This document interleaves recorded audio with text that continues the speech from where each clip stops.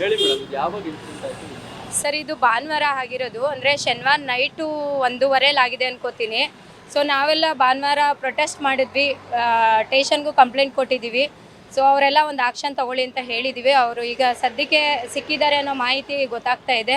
But ಅವ್ರಿಗೆ ಯಾವುದೇ ಈ ಥರ ಮಾಡಿರೋರಿಗೆ ಮುಂದೆ ಅವರು ಏನು ಮಾಡಬಾರ್ದು, ಮುಂದೆ ಎಲ್ಲೋಗೂ ಮಾಡೋಕ್ಕೆ ಎದುರಬೇಕು ಸರ್. ಯಾರಾಗಿರಲಿ ಅವ್ರಿಗೆ ಒಂದು ಶಿಕ್ಷೆಯನ್ನು ವಿಧಿಸ್ಬೇಕು.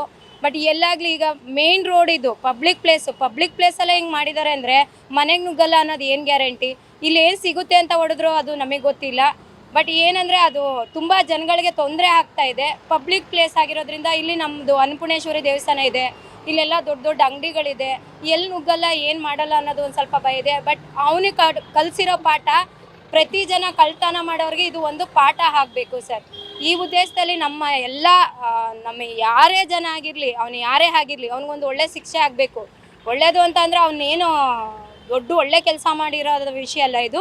ಬಟ್ ವಿಗ್ರಹ ಹೊಡೆದಿರೋದು ತುಂಬ ಬೇಜಾರಾಗ್ತಾ ಇದೆ. ಸ್ವಾಮೀಜಿಯವರು ಯಾರಿಗೂ ಕೂಡ ಇಲ್ಲಿವರೆಗೂ ದ್ರೋಹ ಮಾಡಿಲ್ಲ. ಮತ್ತು ಅವ್ರು ಕಂಡ್ರೆ ಎಲ್ಲ ಎದುರುತ್ತಾರೆ, ಭಯದಿಂದ ಬಾಳ್ತಾರೆ, ಅಂಥವ್ರಿಗೆ ಈ ಥರ ಮಾಡಿದ್ದಾರೆ. ಮತ್ತು ಒಂದು ಪೊಲೀಸ್ ಆಗಿರ್ಬೋದು, ಜನಗಳಾಗ್ಬೋದು, ಒಂದು ಅನ್ನದಾನ ಮಾಡಿದ್ದಾರೆ. ಮತ್ತು ಒಳ್ಳೊಳ್ಳೆ ಕೆಲಸದಲ್ಲಿದ್ದಾರೆ. ಆ ಶಾಲೆಯಲ್ಲಿ ಓದಿರೋಂಥ ಜನಗಳು ಒಳ್ಳೊಳ್ಳೆ ಕೆಲಸದಲ್ಲಿದ್ದಾರೆ. ಸೊ ಹಿಂಗೆ ಮಾಡಿರೋರಿಗೆ ಅವ್ರಿಗೆ ಶಿಕ್ಷೆ ಆಗಲೇಬೇಕು ಸರ್. ನಾವು ಅದನ್ನು ತುಂಬ ಇದನ್ನ ನೋಡ್ತಾ ಇದ್ದೀವಿ ಸರ್. ನಾವೇ ಇದನ್ನ ಮಾಡಬೇಕು ಅಂತ ಅಂದ್ಕೊಂಡಿದ್ದೀವಿ ಸರ್. ರೆಡಿ ಅವರಂತೂ ಮಾಡಲ್ಲ.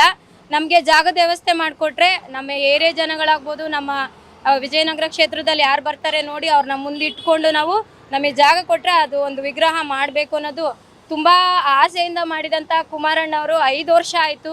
ಇಲ್ಲಿವರೆಗೂ ಏನೂ ಇರಲಿಲ್ಲ ಸರ್. ನಾವು ಕನ್ನಡ ರಾಜ್ಯೋತ್ಸವ ಆಗ್ಬೋದು, ಅವ್ರ ಹುಟ್ಟುಹಬ್ಬ ಆಗ್ಬೋದು, ಅವರು ಸತ್ತಿ ದಿನ ಆಗಿರ್ಬೋದು, ಎಲ್ಲನೂ ತುಂಬ ಚೆನ್ನಾಗಿ ಆಚರಿಸ್ಕೊಂಬಂದಿದ್ದಾರೆ. ಅವ್ರಿಗೆ ತುಂಬ ನೋವಾಗಿದೆ ಸರ್. ಇದರಿಂದ ಅವ್ರಿಗೆ ಒಂದು ಖುಷಿ ವಿಷಯ ಕೊಡಬೇಕು ಸರ್ ನಾವು.